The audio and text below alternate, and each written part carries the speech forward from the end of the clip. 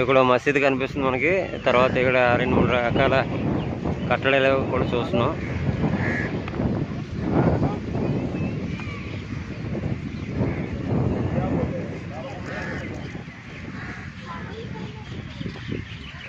మన కోట వెనక భాగంలో ఇదంతా మనం చూస్తున్నాం.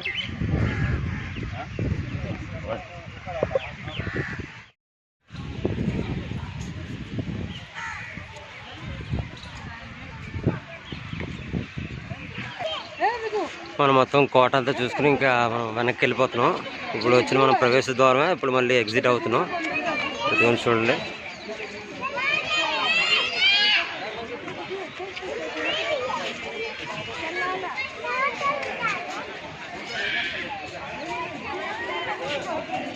కోట ప్రాకారం సుమారు 2 కిలోమీటర్ల మేర ఉంటుందని చెప్పి అంటున్నారు.